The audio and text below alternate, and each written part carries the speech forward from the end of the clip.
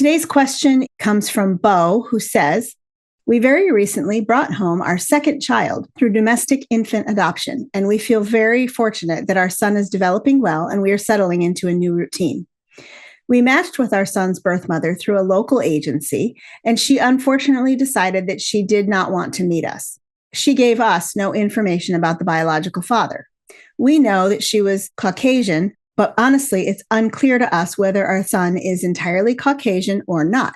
The pediatrician said it was a mystery, and he may be Caucasian with a darker complexion, or biracial, or some amount of Hispanic, Black, or any other heritage.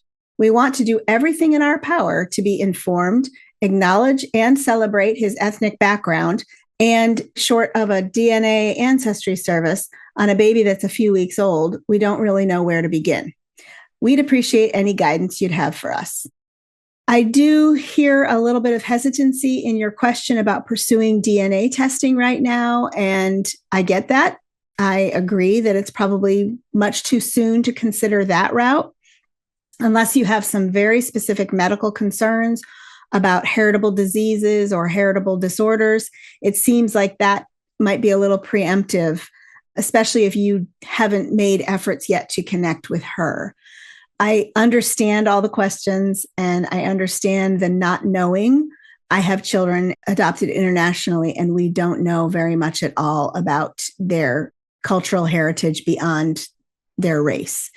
We don't know either birth mother or birth father stories at all. So again, I understand those questions, but if you're focusing right now on the baby stage and getting those snuggles in and learning how to meet his needs and maybe offering some of that to her as she allows it or receives it, gaining ownership of his whole story is kind of a long-term view.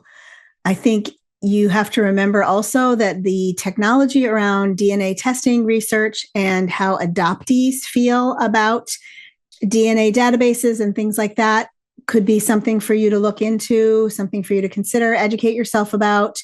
Because even if you can't gain access to your son's full heritage information now, you can equip him as he's growing and learning to seek this information out himself when he's ready, when he's interested. And so if you get to, his preteen years and he's still asking big questions and she's still not answering anything, then you can start considering other routes to go to help him find the answers that he needs.